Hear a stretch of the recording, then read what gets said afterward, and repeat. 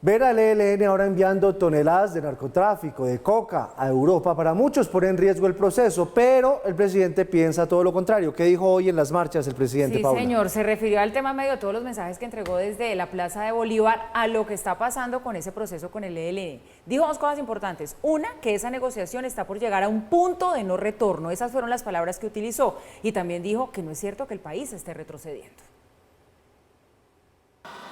No estamos retrocediendo.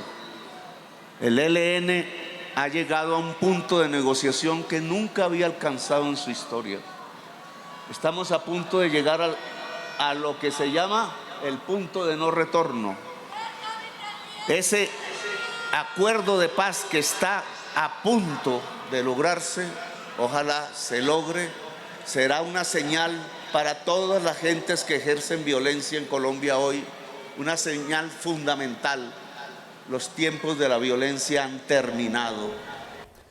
Pues el presidente dice eso, Mauro, Paula, pero son 700 kilos de cocaína los que cayeron en Europa.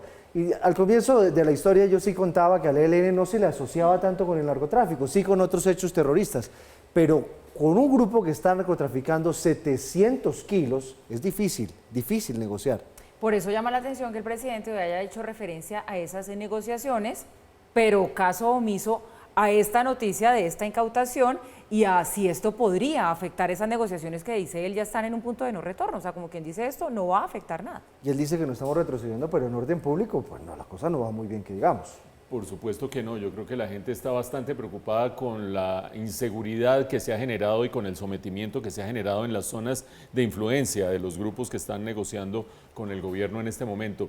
Y ojo a lo siguiente, porque yo creo que en el fondo, por ahora por lo menos, el gobierno no tiene mayor problema en negociar con un grupo que esté dedicado al narcotráfico.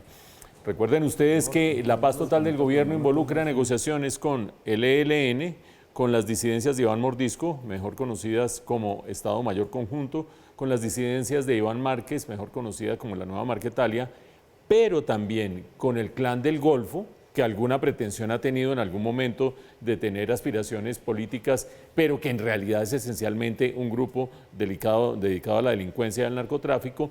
También los Xotas y los Espartanos, pues que son esencialmente unas bandas de Buenaventura que están dedicadas al crimen, sencillamente, y punto, más 400 combos de Medellín, más de 400 combos en Medellín. Es decir, la gama de grupos con los que está negociando el gobierno, se me olvidaban los paramilitares de la Sierra Nevada fuera de eso, la gama de los grupos con los cuales está negociando el gobierno o aspira a negociar, con algunos tiene cese al fuego, con otros está volviendo a hablar después de que se rompió el cese al fuego, etcétera, etcétera, es variopinta. Tanto así que en su primera versión los proyectos de ley que buscaban avanzar a algún tipo de sometimiento de estos grupos diferenciaban entre aquellos con carácter político y aquellos sin carácter político. Y a estos segundos también les consideraba algún tipo de gabelas. Habrá que ver ahora cómo esos proyectos en la nueva legislatura terminan evolucionando. Pero yo creo que el gobierno no tiene problema, por lo menos en esta etapa, en negociar con grupos dedicados al narcotráfico. Otra cosa puede ser la que plantee la población en Colombia, no necesariamente el gobierno. Acuérdense ustedes que en el mes de julio, Antonio García, cuando se iba a iniciar el cese al fuego bilateral con el gobierno, publicó una carta en la que planteaba tres cosas. Uno, que estaba preocupadísimo porque los grupos paramilitares los estaban acechando. Dos, que necesitaba que el gobierno sacara al ELN de la lista de grupos armados organizados y que eso no había sido posible todavía y eso le preocupaba mucho. Tres, que no se había avanzado en un mecanismo internacional para garantizar financiación para el ELN una vez entrara el cese al fuego bilateral. Creo que aquí la población colombiana pierde por todos lados, sobre todo cuando vamos al último punto. El ELN ha dicho que jamás va a entregar las armas. Bueno, pues con eso en mente, creo que lo de Italia de hoy es un detalle. Y si no entrega las armas, Mauro, y además está mandando coca a Europa, ¿qué lectura va a tener la comunidad internacional? Por ejemplo, los Estados Unidos, por ejemplo, Europa. No, yo francamente no entiendo cómo estarán viendo en el mundo este tipo de negociación en el que no parece haber salida al final del túnel, piden plata de financiación y fuera de eso se dedican al narcotráfico de manera totalmente olímpica. Con las armas. Sí. Bueno, hablemos del discurso del presidente hoy en la Plaza de Bolívar. Aclaró que su convocatoria, que era del gobierno para defender las reformas del gobierno, no era una participación en política, pero tuvo un giro, Paula, porque le tendió la mano a los empresarios, mandó un mensaje positivo diciéndole que estaban listos para negociar. A esos diferentes actores de la sociedad que se necesita para avanzar en diferentes asuntos. Habló de los empresarios, habló de los expresidentes también, para sacar adelante 3 cosas: educación, verdad y tierra. Pero les propongo hablar sobre estas materias. Le propongo a los expresidentes todos. Le propongo a los gremios económicos todos. Les propongo a los hombres más ricos del país todos. Le propongo a los partidos políticos todos, a las fuerzas sociales todas, a la sociedad toda. Le propongo que hablemos sobre estos 3 temas y los saquemos adelante. Verdad, educación y tierra, como bases fundamentales de la paz. Bueno, también habló el presidente, y esto llamó mucho la atención, acerca del fin de su mandato. Dijo que él no se va a quedar en la Casa de Nariño más allá del 2026, entre otras cosas, porque dice él que le parece un lugar frío y feo, pero que sí espera que lo suceda un mandato progresista y que con esto no estaba haciendo ninguna participación en política. No, ahí no nos vamos a quedar. Ese palacio es muy feo. Frío, helado y feo. Ahí no nos vamos a quedar. Hay gente que le gusta quedarse ahí. Yo no entiendo por qué. Porque ahí hasta asustan. El día que salgamos de ese palacio, definitivamente, ojalá otro gobierno progresista no suceda.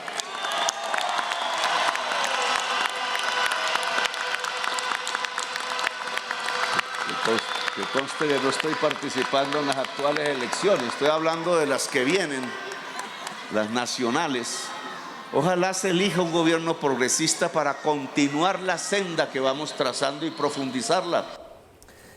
Pero la vicepresidenta de Santander de Quilichao, Paola, dijo que ellos terminan el gobierno, cueste lo que cueste y dure lo que dure. Sí, señor. Dure lo que dure. Estas declaraciones, pues por supuesto no han pasado desapercibidas, porque teníamos al presidente diciendo lo que ustedes acaban de escuchar, y por el otro lado a la vicepresidenta pues ya en un tono un poco pues más fuerte. Dure lo que dure, cueste lo que cueste. Estas fueron sus palabras. Quiero decirle a todos gracias por la movilización que hicimos hoy. Gracias por el Cauca mantenerse firme en la apuesta por la paz y por la justicia social. No los vamos a defraudar, no los vamos a traicionar. Cumpliremos con nuestro mandato, dure lo que dure y cueste lo que cueste.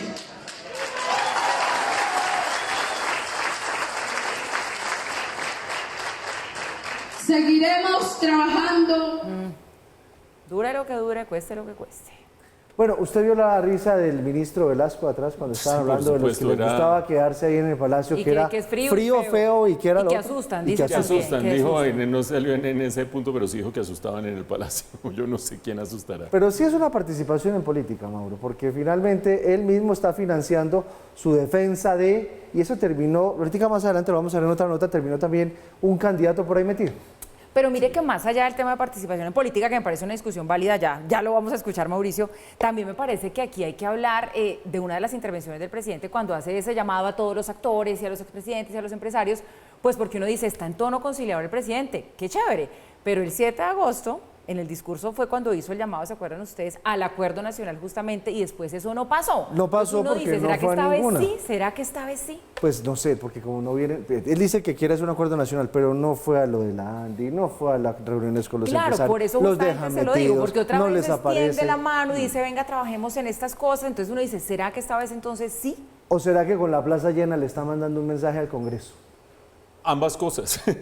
Yo creo que el llenar la plaza... que Bueno, no estaba llena, le faltaba un poquito. Sí, Para ser pero franco. digamos que la habrían podido llenar sin problema porque hubo gente que empezó a rotar cuando empezó a llover y eso hizo que se redujera. Pero bueno, digamos que la Pero es que convocatoria... también había concierto y eso convoca gente, había Exacto. música después. Ya vamos a hablar de eso en un momento y es el carácter político o no político de estas marchas, pero creo que vale la pena arrancar con la reflexión sobre el tono del discurso del presidente Petro y lo que dijo principalmente en ese discurso.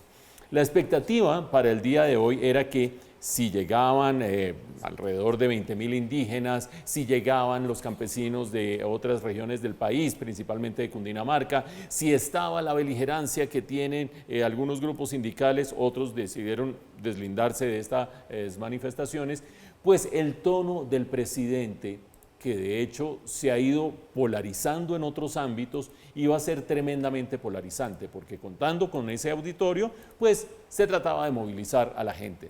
Pues bien, a mí personalmente me sorprende el discurso del presidente el día de hoy por su tono, que es un tono mucho más conciliador o por lo menos menos beligerante que lo que se esperaba, pero también por su contenido. Acuérdense ustedes, eje central, y ahí es donde tiene razón Giovanni cuando dice que se le trata de meter presión al Congreso, eje central, el cambio, eje central, la necesidad de cambiar este país, eje central, la necesidad de las reformas. Y en esa medida, el que exista esta aglomeración de gente, esta convocatoria, en algunos casos financiado por el gobierno, en otros casos, y cuando digo financiado por el gobierno, recuerden que el ministro del Interior ha dicho que para el Congreso de los Pueblos se les reconoció un estipendio a los distintos grupos indígenas que llegaron, así de simple.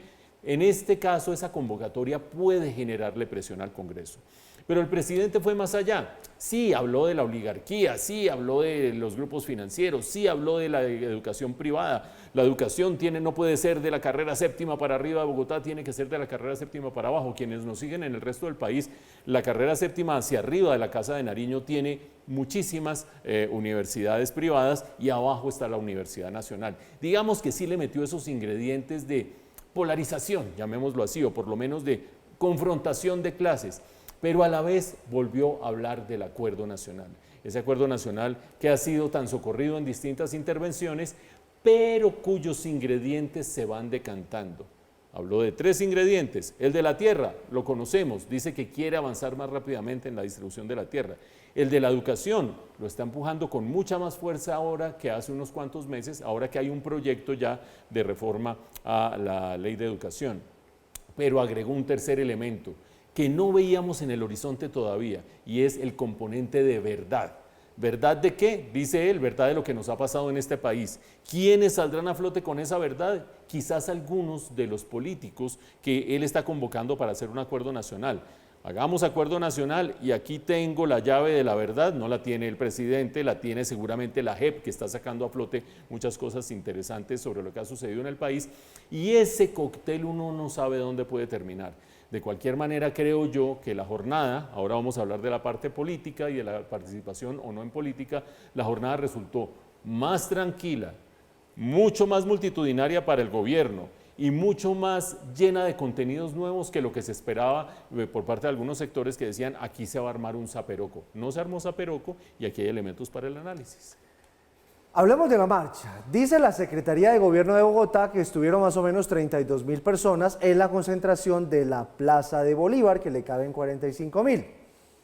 Fue una jornada pacífica. La gran mayoría de asistentes, los indígenas, que llegaron desde el Cauca, otros bogotanos que se sumaron. Lo bueno, en paz. Lo malo, mucha publicidad política de los candidatos que apoya el gobierno. La presencia del candidato a la alcaldía de Bogotá, Gustavo Bolívar, en el Parque Nacional generó polémica. Candidato, ¿qué le dice a las personas que dicen que la presencia en esta marcha puede politizar las próximas elecciones? Como me ve, no tengo ningún distintivo, vengo como ciudadano a apoyar unas reformas por las que luché desde el Congreso, por las que sigo creyendo y aquí estoy. Pedí a todos mis adeptos que no trajeran publicidad de la campaña. Muy pronto se conocieron fotografías de un carro gato que portaba publicidad de Bolívar. En una de las imágenes aparece el rostro del candidato al lado del de la concejal María Fernanda Rojas. En su cuenta de X, Bolívar aclaró lo ocurrido. Ese carro no es de mi campaña, es de una campaña del Partido Verde. Nadie de mi campaña sacó publicidad a la marcha. ¿Hasta cuándo? En otra foto, difundida en redes sociales, se observa un vehículo que exhibe material publicitario del Pacto Histórico Con una mención a Bolívar, el candidato defendió las movilizaciones. Las mayorías tenemos que salir a la calle y demostrarle que sí son más los colombianos que estamos de acuerdo con las reformas sociales. Durante el recorrido se vieron banderas con el logo del Pacto Histórico, el partido con el que salió elegido el presidente Gustavo Petro. Es el colmo que Petro financie con los recursos públicos marchas para que lo apoyen. Las encuestas son claras, presidente Petro. Los colombianos estamos cansados de su mal gobierno. La minga indígena que acampa en el Parque Tercer Milenio se hizo sentir con más de 18.000 integrantes en la Plaza de Bolívar. Primero llegó la Guardia Indígena que custodió el Capitolio Nacional. Minutos después se vio pasar en medio de los bastones de mando al ex jefe de gabinete y actual directora de Prosperidad Social, Laura Sarabia, quien llevaba en las manos el proyecto de ley 1448 o ley de víctimas que el gobierno radicó para actualizar. En el Parque Nacional, funcionarios del actual gabinete y exministras participaron en las marchas. Esperamos que ya la semana entrante tengamos ya el informe de comisión, de la subcomisión, y muy seguramente ya se puede haber dado los acuerdos necesarios para que se apruebe en plenaria. Pues nosotros estamos aquí simplemente acompañando y dinamizando y fortaleciendo este proceso que ha sido una convocatoria de los movimientos sociales, populares. Y hacemos un llamado al Congreso de la República que permitan el cambio en Colombia. El Congreso de la República se debe al pueblo colombiano, que defiendan los intereses de los más vulnerables, de los trabajadores, de los pacientes. Sin el cambio no es posible realmente lograr la justicia social, ambiental y económica. Esta marcha y esta demostración masiva de gente no solo de Bogotá, sino del país, demuestra que la ciudadanía está exigiendo esas transformaciones. El solazo que reinó durante la mañana dio paso a un aguacero que no disminuyó el ánimo. La que nos marca el camino que debemos. Las vías más afectadas por las movilizaciones fueron la carrera 10ª, la 7ª y la calle 26. Pues ahí veían ustedes varias exministras, la ministra Corcho, la exministra de Minas en las marchas. Al que no le fue para nada bien, que es muy cercano al petrismo, es Ahmed Escaf, porque allá en Barranquilla los mismos petristas lo chiflaron. ¿Y qué no le dijeron? Oiga, 0 y bandos, pero esta vez le pasó en las manifestaciones, en su tierra de nuevo, eso también hay que decirlo. ¿Con su partido? Con su partido, porque lo empezaron a abuchear. El partido de él, no el suyo, ¿no? Personas que tenían puestas camisetas del Pacto Histórico. Entonces él estaba pues ahí en medio de la manifestación, quería participar de ellas y le empezaron a gritar impostor. Esto sucedió. ¡Impostor! ¡Impostor! ¡Impostor! ¡Impostor! ¡Impostor! ¡Impostor! ¡Impostor!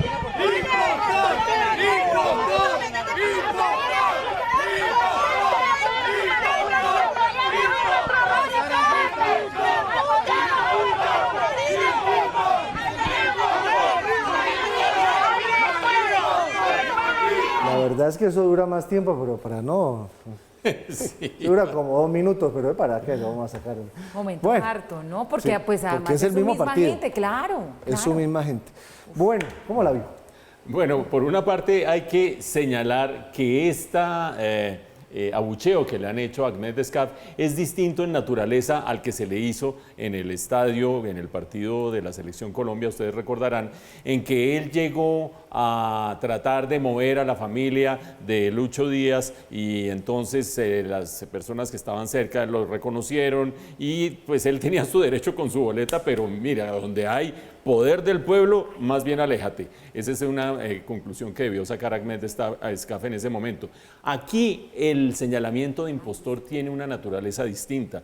¿Por qué? Porque en el pacto histórico no le perdonan que él haya buscado a un candidato y haya atraído a un candidato para la gobernación de Atlántico distinto al candidato original del pacto histórico. El candidato original del pacto histórico era Máximo Noriega, que ustedes recordarán la cercanía tan grande con Nicolás Petro, pero Ahmed Escaf se fue más bien por la línea de Alfredo Varela y lo trajo al pacto histórico. Y hay gente que dice, pero si Alfredo Varela lo que tiene es el respaldo y el aval del Partido Verde, ¿qué hace trayéndolo aquí, etcétera, etcétera? Bueno, de ahí viene la discusión de impostor, pero lo cierto es que Ahmed Escaf, figura importante en la primera legislatura, importante para los efectos de lo que logró el pacto histórico en la primera legislatura, que no fue mucho, pero importante en todo caso en el Congreso, está abriendo esa grieta con los simpatizantes y los miembros del pacto histórico en Atlántico, y ahora pues no, salir a la calle le está costando muchísimo trabajo. Más relevante creo yo que la diferencia que puede existir alrededor de Ahmed Escaf es si finalmente cuando uno revisa lo que sucedió el día de hoy, las manifestaciones tuvieron carácter político. Sin duda, lo hemos dicho en este noticiero, no hay ninguna de estas manifestaciones que no tenga carácter político, pero con sesgo electoral. Yo creo que Gustavo Bolívar tiene todo el derecho de salir a marchar en unas manifestaciones como las del día de hoy, no cabe ninguna duda. Esto está en un extremo que se puede prestar a interpretaciones, pero creo que tiene todo el derecho a hacerlo.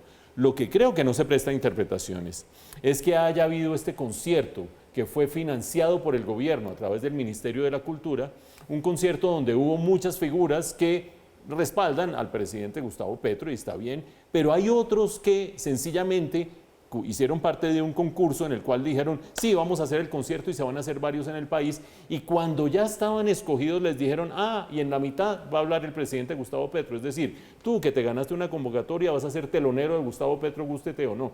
Y creo que ahí se empieza a manejar la política pública y los recursos públicos con un sentido claramente de publicidad gubernamental. Eso claramente va a ser un motivo de discusión por parte de las autoridades competentes. Creo que no va a terminar en nada, como no terminan en nada aquí muchas investigaciones de autoridades electorales competentes, pero me parece muchísimo más claro que decir que Gustavo Bolívar no puede salir el día de hoy.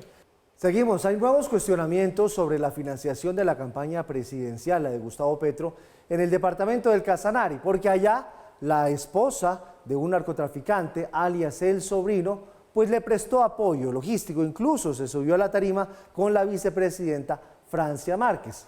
Por ahora, la justicia a la esposa del narcotraficante pues la absolvió. Ella no tiene ninguna causa judicial, a decir verdad.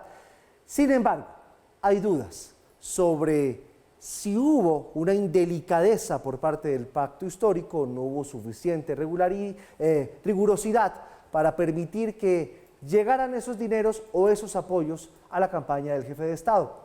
Por ahora, se espera que el Consejo Nacional Electoral pues haga las indagaciones sobre esos dineros, sobre si fueron o no reportados, y también sobre lo que dijo hace un tiempo Armando Benedetti. En las últimas horas se conocieron audios del apoyo de Sandra Navarro, esposa del narcotraficante Juan Carlos López, alias el sobrino, a la campaña presidencial de Gustavo Petro en Casanare. Desde el pacto histórico han asegurado que esas interceptaciones no demuestran aportes del narcotráfico a la campaña, pero reconocen que harán una investigación interna. Desde el petrismo publicaron una reseña del expediente del sobrino en el que se confirma que Sandra Navarro no tiene investigaciones por este proceso.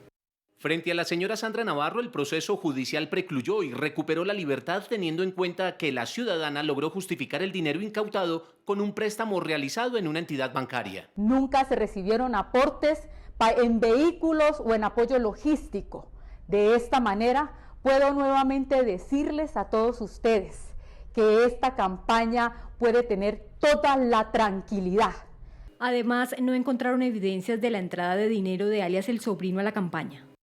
Se estableció que la señora Sandra Navarro realizaba actividades de proselitismo relacionadas con la campaña del pacto histórico. No obstante, durante la investigación no se observó financiación o favorecimiento por parte de la organización de narcotráfico a dichas actividades. Ni sabía que esa señora tenía esposo, porque eso fue en campaña. Ni siquiera sabíamos. Y de hecho que ella está libre, ella no tiene ningún tipo de procesos, tengo entendido.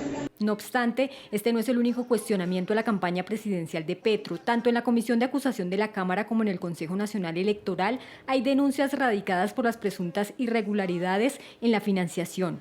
En el Congreso los casos no han avanzado, mientras que el CNE ya abrió una indagación preliminar por una queja anónima que llegó a la entidad denunciando los audios de Armando Benedetti. A las diligencias han asistido Laura Sarabia, quien dijo no saber nada sobre los 15.000 millones de pesos de los que hablaba Benedetti. El ex embajador se negó a declarar ante el CNE y el abogado de Ricardo Roa pidió que se archive la indagación bajo el argumento que es extemporánea. La última decisión del CNE fue la de pedir información tributaria sobre los llamados a declarar. También el organismo indaga sobre los desplazamientos aéreos y el pago a testigos electorales. El caso está en manos de los magistrados Benjamín Ortiz y Álvaro Hernán Prada. Se espera que el proceso se reactive una vez se evacúen las solicitudes de revocatoria que tiene el CNE. Hay un tema, Mauro, y es que la plata en efectivo es imposible rastrearla. Cuando usted mete plata en efectivo, pues obviamente, yo escuchaba a un candidato del Casanare esta mañana en alguna entrevista donde decía, a mí me demuestren si entró plata, pues si fue en efectivo, ¿cómo? Porque claro, usted tiene que presentar un registro para comprobar que entró, pero se la entregaron en bolsas o en efectivo, lo que sea. O en especie. No queda trazabilidad alguna y eso se sabe, entonces por eso también es que se usa tanto el efectivo. Y por eso el CNE no puede avanzar en nada, porque si fue en especie, en efectivo, ¿cómo?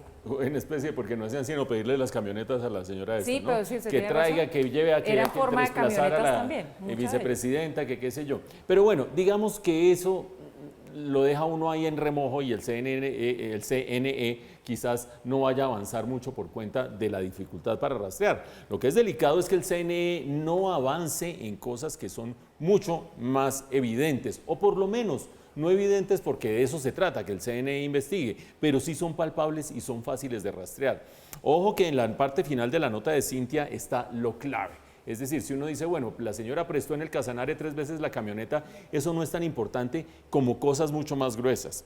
Acuérdense ustedes que hemos recordado aquí cómo La Silla Vacía ha denunciado que se contrataron o se les pagó a más de 1000 testigos electorales para la segunda vuelta de las elecciones sin que hubiera ningún registro de esos pagos, por lo menos en las cuentas oficiales de la campaña, por ningún lado. Fuera de eso se contrataron, según también esta evidencia de La Silla Vacía, 2 asesores españoles a los que tampoco les ha aparecido por ninguna parte esos pagos en las cuentas de la campaña. Fuera de eso está, a ver cuándo es que van a aclarar qué es lo que quiere decir Armando Benetti cuando dice que me levanté 15.000 barras para la campaña de la Costa Caribe. Hombre, eso se supo hace rato. Y además de eso está lo que está por venir, eso sí, para saber si Day Vázquez va a mostrar evidencia acerca de una financiación ilegal de la campaña. Mucho por recorrer en el Consejo Nacional Electoral, un Consejo Nacional Electoral conformado por 9 miembros con voto, todos de los partidos políticos, se necesitan 6 de 9 para tomar decisiones y aparentemente se van a esperar hasta las elecciones regionales sin decir nada de nada.